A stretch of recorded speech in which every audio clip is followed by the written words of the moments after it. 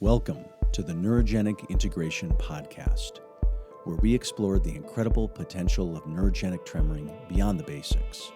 I'm Alex Greene. And I am Sylvia Song-Shields.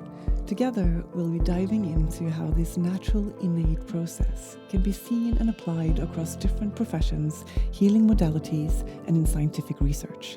Whether you're a practitioner, a coach, a therapist, a body worker, or a researcher, this podcast is for you. Join us as we uncover the science, share experiences, and explore how neurogenic integration is revolutionizing the way we approach stress, trauma, and well-being. So take a breath, get comfortable, and let's dive in.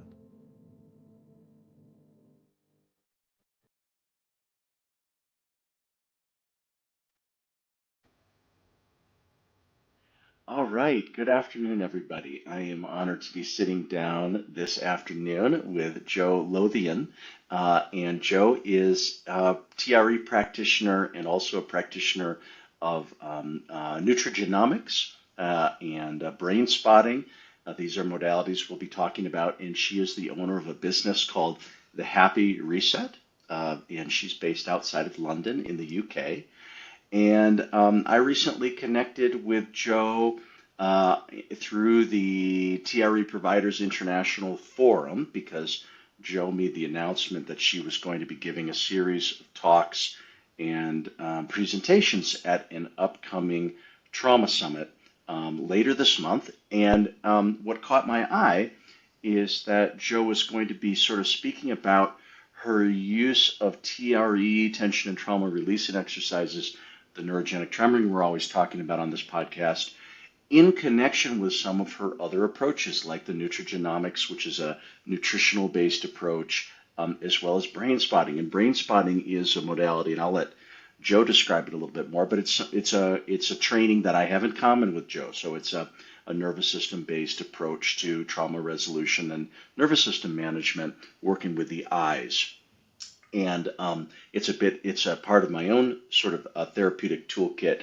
And I don't know too many other TRE practitioners who are exploring that intersection. And so what I was hoping to go over with Jo today was sort of this concept of how can TRE fit within a multimodal framework where other therapeutic lenses and modalities can apply. So in any case, Jo, really excited to be sitting down with you this afternoon and hearing about your work and what you'll be presenting at the upcoming conference. Thank you. Pleasure to be here. I was really excited when you got in touch as well. So thank you. Really excited for today. Perfect. Awesome. Well, I always like to just start with backstory a little bit, Jo. Maybe you could just share kind of what got you into nervous system body-based therapeutic work in the first place, and then we'll follow the path down towards when you brought TRE into the program. Yeah, I mean, it's a bit of a story. so I guess my story really starts in childhood. I had a lot of hospital visits really under the age of 5 because I had loads of ear infections. I was given antibiotics that didn't work. So I ended up having my adenoids taken out and having grommets put in several times. And I mean, just thinking of it now, all of that hospital atmosphere still really vivid in my mind. It was frightening. I was, small. I was just under 5 really. And having people prodding and poking in your ears and in your head, it's not great. Right. And then when I was 8, I got appendicitis. And I remember being in a lot of pain, not wanting to wake my mum up because she'd just come off night shift. She was a nurse. And by the afternoon, it was just unbearable. And when she realised what was happening, we had to go to the hospital. And I can still picture now our lovely 80s swirly carpet as I was walking down the stairs, saying to her that I swore I would never go into hospital again until I had kids. So looking back now, to say that at 8 years old must have meant that it must have really impacted me, the surgeries prior to that. That whole experience was very stressful, and my appendix burst during surgery, which I didn't realise until I had hypnotherapy in my 20s. So at home life, things weren't great either. It was quite a dysfunctional family. sometimes violent. My mum had extreme OCD. My dad was emotionally absent, so there was quite a lot of volatility. Yeah. Following the appendectomy, I actually developed quite strong OCD myself. Everything had to be perfect, and I had to go through extreme rituals every night before I could sleep. So, to coin the phrase, the body was definitely keeping the score. That's for sure. Yeah, sounds like it. Yeah. From a young age, you know. And then in my teens and early 20s, I went off the rails a bit. I was constantly trying to block out what I felt in my body and mind, and sort of in those formative years, never really finding a sense of safety in myself. Right. And then in adulthood, the stress showed up in my body. So IBS, health anxiety, and later on in my early 40s, perimenopause hit me with panic attacks. And then in 2019, just before COVID, my mum passed, which took me into a much deeper layer of grief and working through the ancestral trauma, especially hearing about my grandmother's story. And then last year, my dad passed. And this brought a whole new level of grief, unexpected grief and loss over something I actually never had because of our relationship. So, yeah, that's kind of like the story in terms of the trauma. Right. And then running alongside that is my career path. So at 18, I started out in a local gym, studied nutrition and PT for a few years, but then ended up working in the corporate world for a while, which was high energy and high stress environment. But then I met my husband, had my 2 children. And then whilst being a parent, I set up a health and fitness company with one of my best friends. And we wanted fitness to be more inclusive, more trauma informed. And we noticed as well, so many kids who weren't sporty still needed access to fitness in a way that supported them. We kind of built community events, worked in corporates alongside occupational health. So people who had come back to work post-operative, post-pregnancy, that kind of thing. And we worked alongside schools and with one-to-one clients as well. But actually looking back now, that was also when my health anxiety really started to flare, because I put so much pressure on myself to look really fit and well. Right. Because in the fitness industry, right. Yeah, exactly. Sure. Because I felt people expected that of me. And I started to get injured and burn out. And I developed IBS after a chest infection, taking loads of Nurofen on an empty stomach. And I had all these strange symptoms. And it kind of reminded me of when I was younger and reflected on similar feelings in the body. And I couldn't understand why my body felt so stressed, or why I'd crash for days, like after certain events, or why pain lingered longer than it seemed for other people. Or, of course, health anxiety makes every symptom feel bigger anyway. Right. And this led me to extend my nutritional knowledge into nutrigenomics. And I guess all of that through my own healing drew me to the trauma work. And it was the realization was that all of the feelings in the body, the sensations, my mental health, it wasn't just one event. It was the accumulation of so many different experiences and layers across my life and so that insight guided me to kind of retrain into the body-based therapies, TRE, and brain spotting. And all of the pieces of the puzzle kind of clicked together and helped me to understand myself better, and obviously then my clients. So I kind of, this is now really what the Happy Reset is about, and its foundations, which I launched this year. It's a culmination of both my personal journey and professional path, and just looking how people's different stories and pain points, specifically pain points that people come into clinic with, can be supported through body, mind, nutrition, and genetics together. So Yeah. Yeah. Thanks for sharing your, that kind of both the personal and the professional side of it. I think most all of us in this work tend to have some mixture of those kinds of questions and stories that tend to lead us down these paths. I wonder if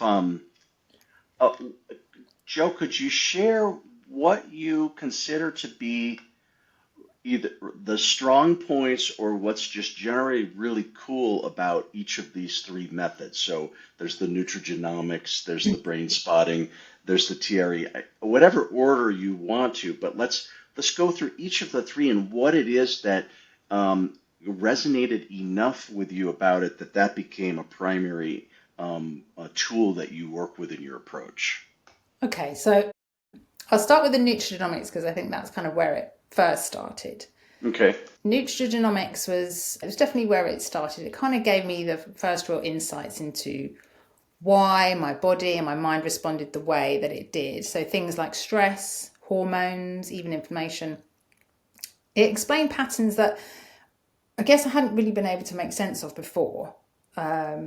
And it showed me that it wasn't just my mindset or my lifestyle, because I was trying to be really, really healthy. I was eating well most of the time and I was fit. So it kind of just didn't make sense a lot of the time. But it showed me that my body is wired to process things in a different way from other people. So, I mean, would you like me to explain a little bit about what? Absolutely, yeah, what it is, yeah, absolutely, what it is, and yeah, how you came to it, and all of that, yeah. Okay, so I mean, in simple terms, nutrigenomics is the study of how your genes and nutrition interact. So our DNA is like an instruction manual, and sometimes there are little variations in the coding in those instructions called SNPs, SNPs, single nucleotide polymorphism.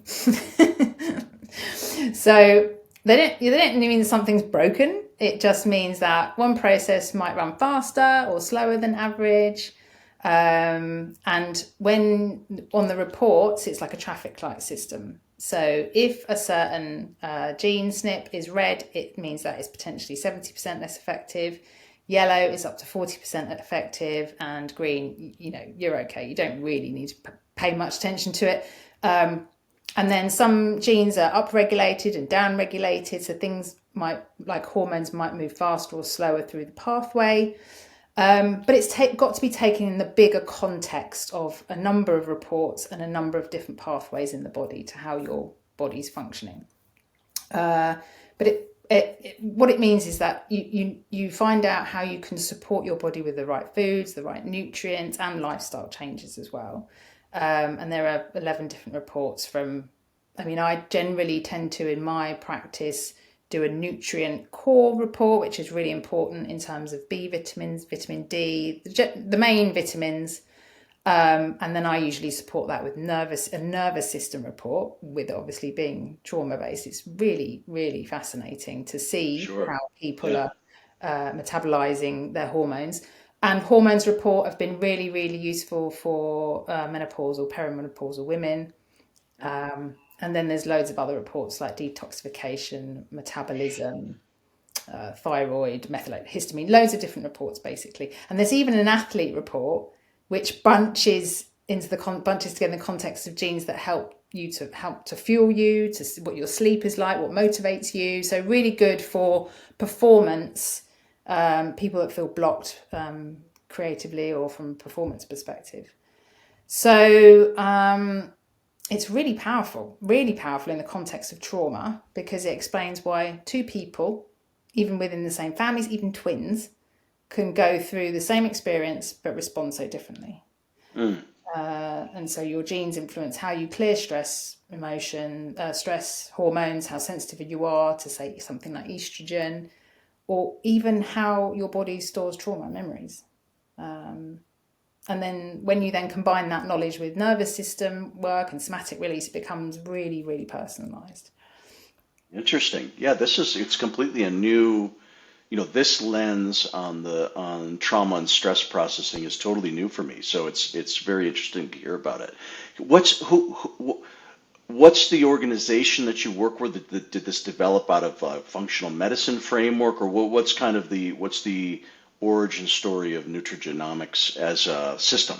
So the company who I work with is a company called Life Code GX, who are a British company.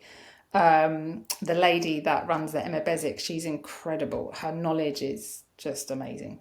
So she developed these reports for for people, nutritionists, and everyone in that field really, to kind of, they put together a number of these reports and measured all these different SNPs in the genes.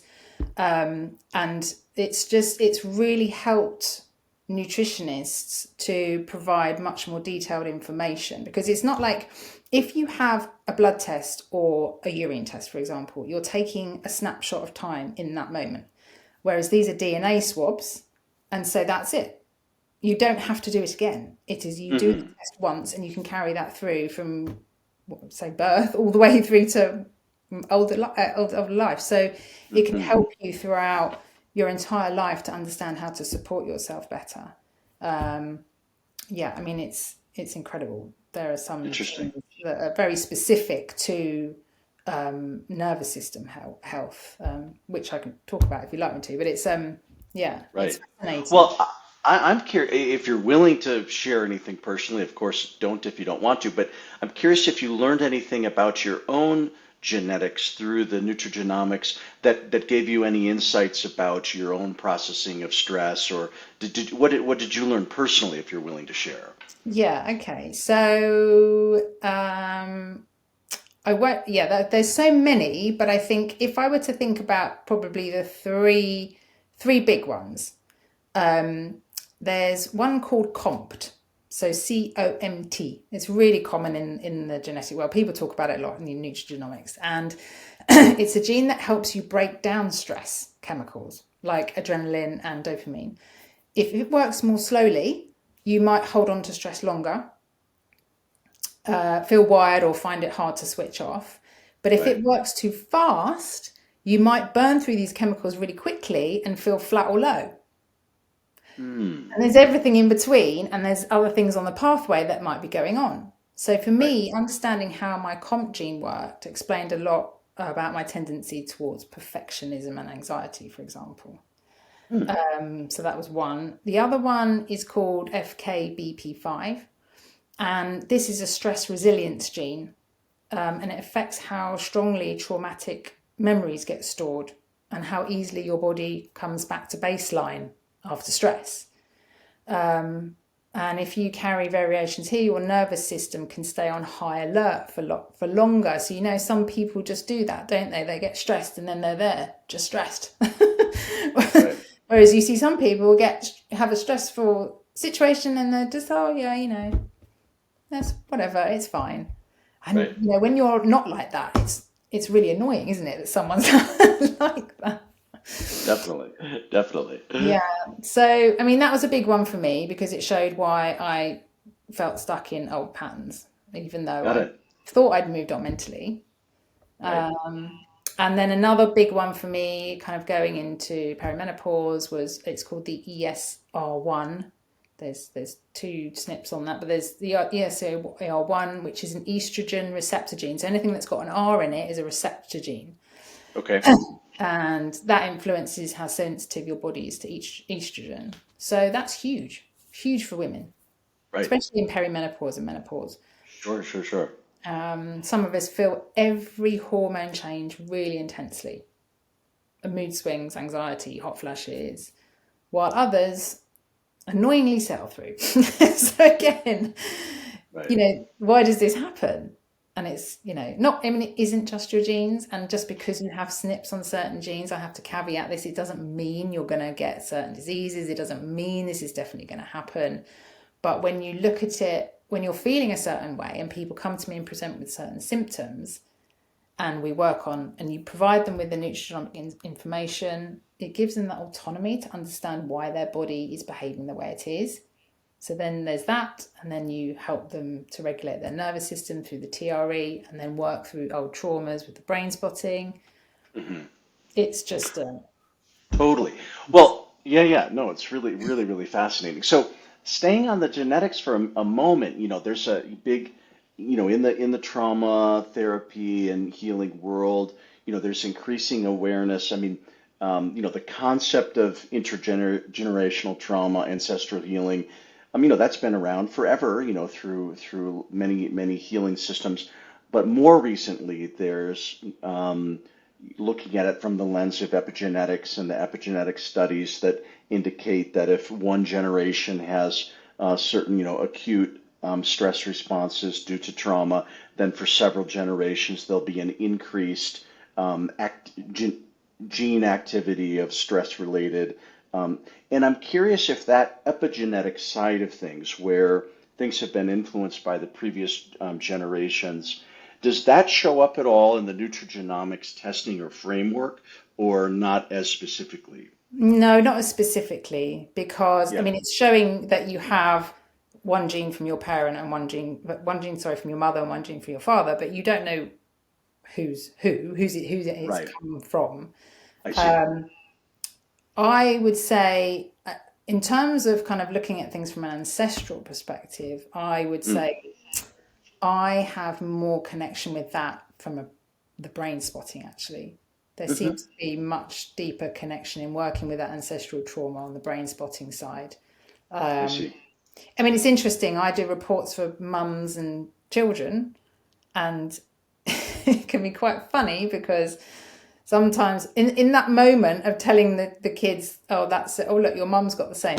And they sit and they go, oh, it's your fault. That's why I'm like that. And Right. it's funny, but it's Yeah. also, it's that kind of connection. It gives them that connection as well of like, oh, well, my mum's like that too. I didn't realize my mum was like that as well. And so it's actually quite Yeah. nice as well for the kids to kind of feel like, they have that connection in that way. Sure. Super interesting. Well, okay, so once somebody has their nutrigenomic, they've done some of the tests, maybe the stress related, whatever ones, the core and and this and that. And now they've gotten some sort of, now the traffic light system lets them know which of their genes have certain tendencies and therefore, and so then what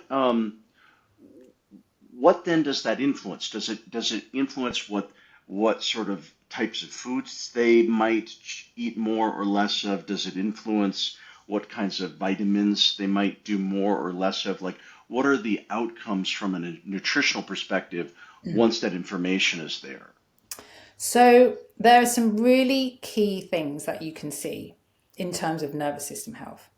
So another really common SNP is called MTHFR, which is all to do with B vitamins. And we know that B vitamins are really important for helping with the nervous system health.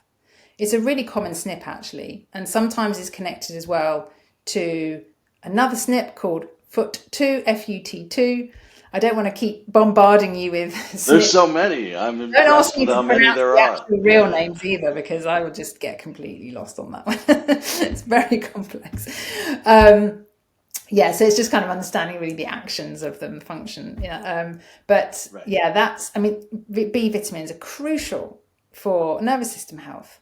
There's the VDR, which is the vitamin D receptor, which then there are two SNPs there to do with vitamin D. Vitamin D is hugely important for everything within the body, really. There's a metals and minerals report which shows whether you're more deficient in magnesium. Again, massive, helps with sleep, helps with muscle relaxation. And then there are other pathways. So the GABA pathway, where if that kind of talk about it as if it's a drain pipe, and if that pathway gets blocked at the bottom, you might not be getting rid of cortisol very well, or your GABA receptors might not be catching the GABA. So you can have things like lemon balm or rosemary that can help calm you. Have that before you go to bed at night, along with your magnesium. So there are sometimes these very small tweaks that can happen, and sometimes people do these small tweaks and it literally transforms their life within a few weeks, and they feel better. And then they feel more ready to do the deeper work in terms of the trauma, because their nervous systems are really, and they're just feeling so intense. Stabilized. Yeah. It helps to stabilize things. It's not immediate. Right. A lot of these things aren't, are they? Everything takes time. Healing takes time. Mm. But, um, you know, it's incredible what can happen. And I will always say as well, food first, before you start throwing a load of supplements in your mouth as well. Food first. So vitamin B's, loads and loads of leafy green vegetables. Vitamin D, obviously, get outside. It's the really obvious ones, isn't it? Get outside, get some sunlight, have some mushrooms, put the mushrooms on your windowsill before you eat them so they get a bit more vitamin D. There are sometimes some very small tweaks that can help. And obviously sometimes there's more complex things if people have got chronic pain or there are illnesses, then there's a lot to take into consideration. You have to obviously work alongside a medical professional to ensure that they're taking or not taking certain things. So Right. Oh, wow. Super interesting. Okay, so then let's go to TRE next, if that's okay. Um, so how did you find it? What do you love about it? How do you use it within the what's it really good for with your clients? So, I mean, I love all of the modalities. I know, I know. If you asked me, I had to pick one. I just You couldn't. don't have to pick one. Use them all. Yeah. Um, but TRE, do you know what? I found TRE. I've been looking for something that was body based for a very long time, and I saw. It was funny. I saw Gwyneth Paltrow's Goop. Hmm. Do you remember? Sure. Do you remember that Yeah, episode? I And do. and I think that was spinal genetics, some kind of spinal flow. Oh yeah, the what is that called? Yeah, like network Yeah, chiropractic or yeah, something. yeah, yeah, yeah. But I was like, oh, I've been looking for something to do with the movement and the body, and I knew about somatics loosely, but I was really interested. I was like, I need to find something like that anyway. And then I just came across Deborah Brown in the UK who does the training down in Brighton. She's amazing. She's so lovely. Amazing mentor. And I did the training with her, and I mean, it just blew me away right from the off. And from a personal perspective, I had been having hot flushes for the first time, and after one of the training programs, they disappeared. Now, that's nervous system health right there. Right. That's the nervous system re-regulating and helping me for myself. With clients, what I tend to do is it really depends what people come for. So that's the thing with me. It depends whether people come with a nutritional thing first, and then we kind of go down the route. It goes Nutrigenomics with TRE, and then probably brain spotting, or people come to me for TRE and brain spotting, and then we talk around the nutritional lens. So it really depends. Everyone's different. Yep. But with TRE, it's just about teaching people so that they can go and do it themselves at home. And that's what I want people to do. Ultimately, it's giving them Yeah. those tools so that they can work themselves. Yep. Yeah. Wonderful. What can you think of, like, in your mind, what are some of the common outcomes, when they start TRE, whether it was their first thing or their second thing or their third thing, but now they learn it with you, they get safe with it, they start doing it a bit on their own. Like, do you find that there's some common tendencies that you hear, or things that your example was a re-regulation that changed your hot flashes. What else do you kind of hear from your clients? Well, I mean, it depends what people come in with. I find something that's quite common actually is a digestive feeling. Changes? So, Uh-huh. yeah, a lot of people will come initially on from a nutritional side, from a digestive perspective, and it helps to calm, it doesn't completely eradicate things, but it seems to just calm that tension in the digestion and the stomach area, Yeah. through the I hear intestines, that I whole hear that a lot as digestion. well. Yeah. Yeah, Yeah. yeah. Yeah. I work with people as well from a fitness perspective. I know David Bessel, he's recently been brought out that book, hasn't he? Or I think it's Mm-hmm. Yeah. but around fitness. But I've been using it for myself and with clients post-operative, teaching them how to do the TRE, and then, okay, you train in a specific way. I've developed a trauma-informed, my own protocol, fitness protocol, where you train in a certain way, which is slowly in reps or sets of 3, paying attention to your body in between each set of 3 repetitions. Yep. And if you've loaded heavy, if you put heavy weight on, you do a little mini shake. Yep. in between your Yeah. exercises. Absolutely. Yep. So that has really helped people who are post-operative or people who have just been scared to go to the gym or just have very dysregulated nervous systems who want to get back into fitness. It's helped with that because I tend to say to people who have been very dysregulated and they've been really into training, but they're scared that going into training is going to make them feel, not so good again. Worse. Don't Yeah. do Yeah. cardio from the off. Just don't do any cardio at all. Just go gently in with like a Pilates type work and then slowly doing weight training, building up in that way. Yeah. So going back to your question, I mean, it just depends on the person, but I think the digestion is really interesting.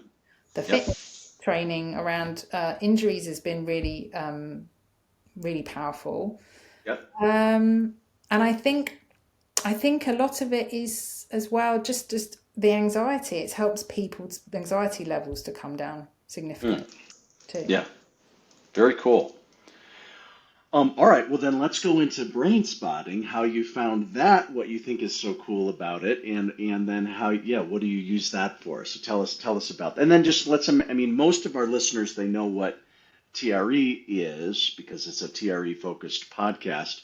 Yeah. But the brain spotting will be new. So let's explain it a little bit also. Okay. Yeah. So I found brain spotting because actually Debbie, the TRE lady, said to me, would you like to do some brains? Give it a go. And I said, oh, yeah, go on then. I'll try anything. And we did a session, and I had been really, really stressed because I'd been looking after my father. I was caring for him. I was his main carer at the time. And we did a session, and the first... I started gazing. Went through the process of the finding the spot, and after literally about 10 minutes, I felt like I'd gone down into a lift. It was that strong, the emotion. Now I know I'm very in touch with my body and senses and sensations, but for me to feel like I'd literally had gone from the 50th floor to the first floor was a pretty incredible feeling. And for me to just release a whole load of emotions attached to what I had brought to the session I just was like blown away. So she'd said to me, oh, well, Mark's going to be doing some training. Mark Grixty, who is the UK brain spotting trainer. So I was like, sign me up. 100%. Yeah.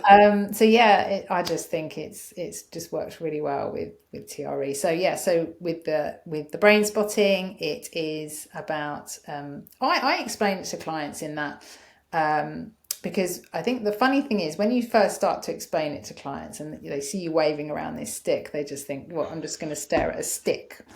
What are you talking Right. about? This is right. Well, you gotta at least put a fuzzy little tip on the end or something to make it more fun. Listen, I say to them, yes, but it's a magic stick. So so I explain it that when we experienced specific events or specific traumas, we would have potentially been looking in a certain direction or directions at that time. And brain spotting helps you to kind of go into those deeper layers in the brain to help you filter through and work through the emotions and the somatic experiencing of that event as well. So it's not just the brain, even though, again, explaining it like your brain is a filing cabinet. We have these thousands and thousands of thoughts every single day, times that by how many days you lived, for how many years, and how many thoughts then are there in your brain, and how many filing cabinets do we need, and how many of those, all the doors that open and close throughout the brain spotting. And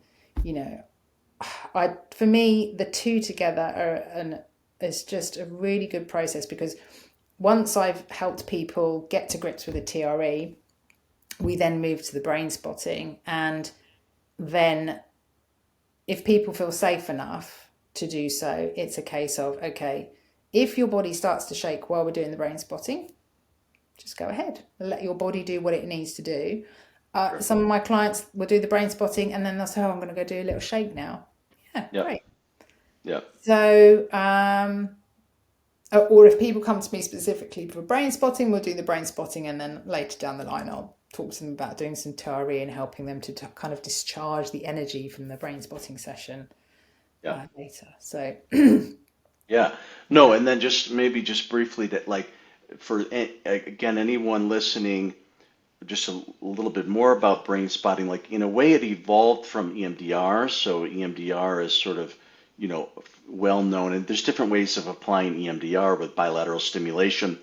But one of the ways is through sort of moving your eyes back and forth. But David Grand, who developed brain spotting, was originally an EMDR guy, but then what he developed, sort of discovered, was that being a little bit less structured and more fluid, with instead of just rhythmically bilaterally stimulating with the eye movements, that in fact sometimes staying in certain locations of pause, where the eye gaze is focused, and that's the stick that Jo is referencing, is it's a place where you kind of, in a sense, map the visual field, and then you find locations where there's an indication of a physiological activation.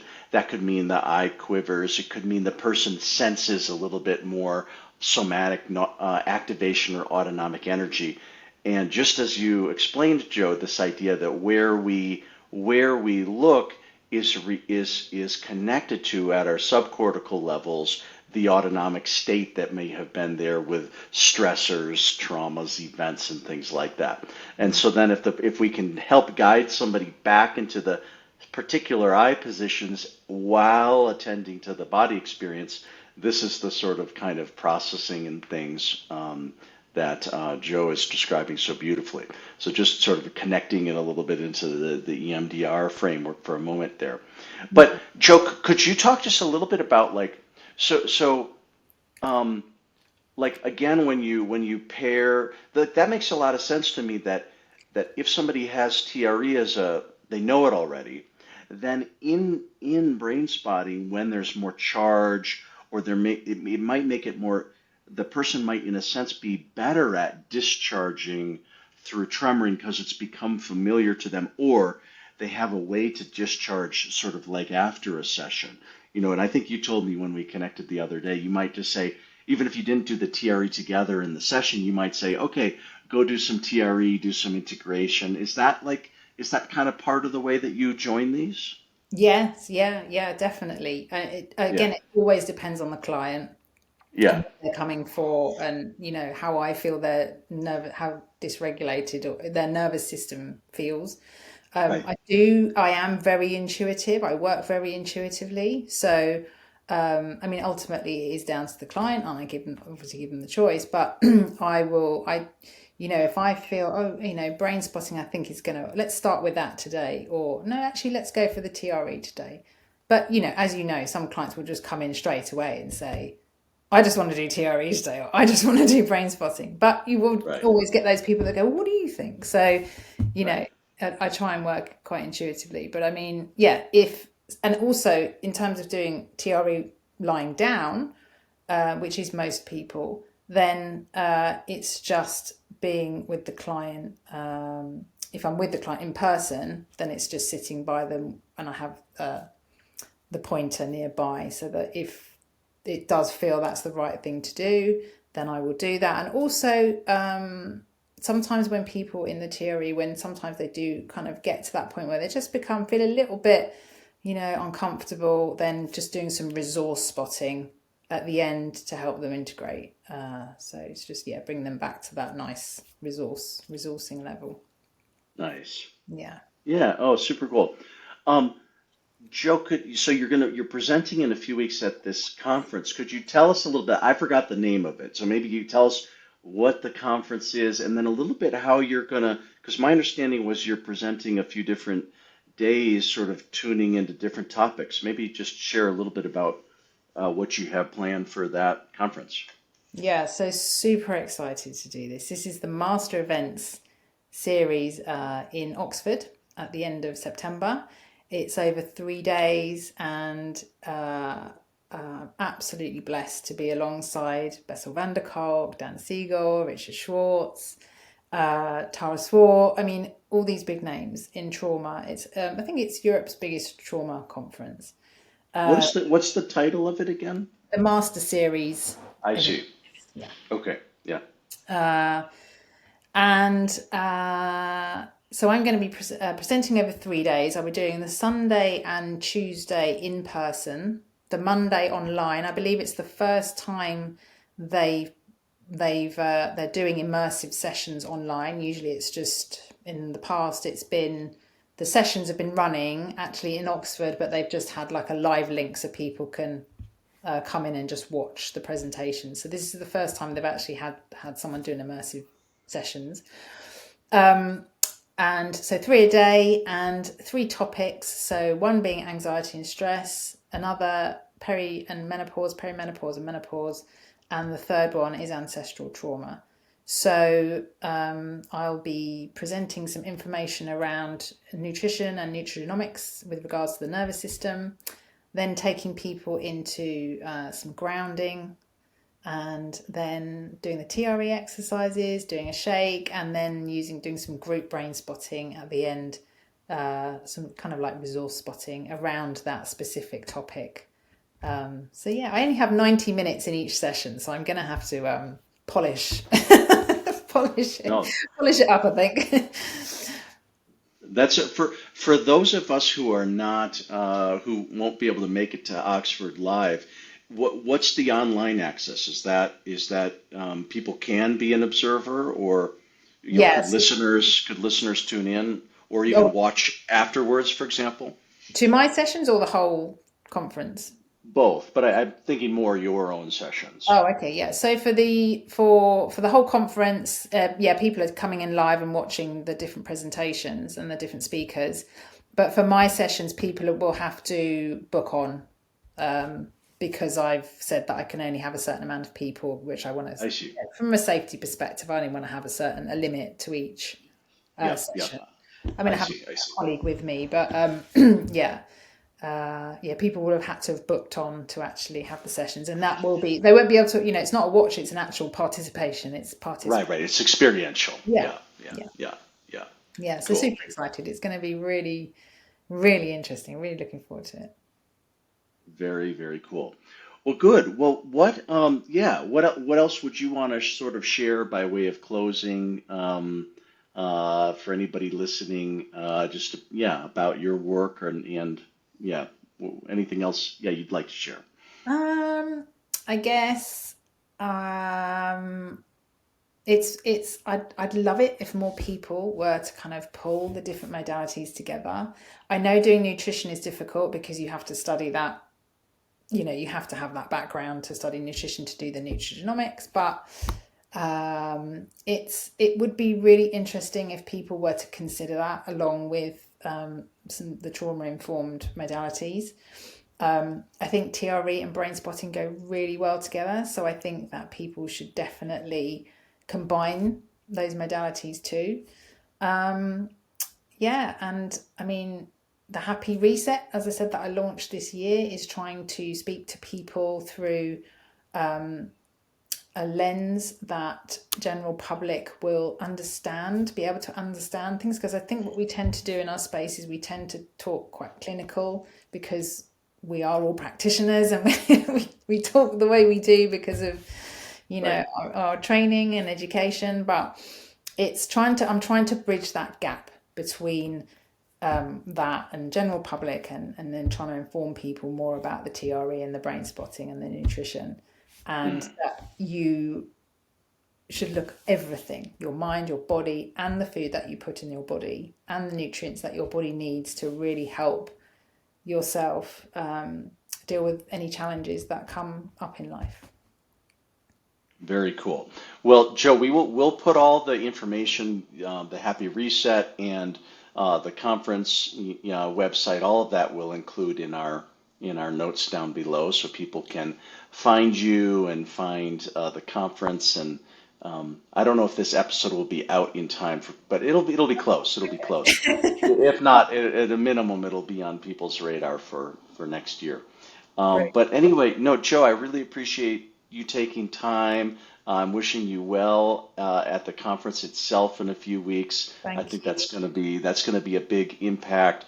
I'm always so excited. I was just actually the other day I was speaking with Lisa Kimball. She's in South Africa. She presented on TRE at the Fascial Congress in the United States, and so Yeah. and a few months ago I presented on TRE for body workers at a craniosacral conference in Europe. And so, to me, I think those of us who are taking the time to usefully bring the information about tremoring into these wider contexts, I think it's really useful for us expanding the ways that we interact with the therapeutic world. Definitely. I mean, I think there are so many untapped areas where I think TRE will work. Like just so doing it with fitness, if more fitness trainers were to become trauma informed, my colleague who I'm doing the conference with, she's a Pilates instructor. She's going to be using it. It's huge. I mean, I think now this is the momentum starting to build because of the the awareness around trauma now. So yeah, fingers crossed. Hopefully I'll be able to do all three modalities justice at the conference and get more people to train in them. Yeah, very good. Awesome. Well, maybe I'll look forward to, I'm going to send you a message in October. I'm going to ask how things went so I Okay. can hear how things all the impact that you made. But anyway, Joe, thank you so much. Appreciate you taking time today. Thank you so much for inviting me on. Great. Take care. That's it for today's episode. We hope you found inspiration and new insights into the power of neurogenic tremoring. If you enjoyed this conversation, make sure to subscribe, share, and leave a review. It really helps us reach more people interested in this transformative work. And if you want to dive deeper, connect with us. Or to learn more about our sessions, courses, and upcoming trainings, head over to neurogenicintegration.com.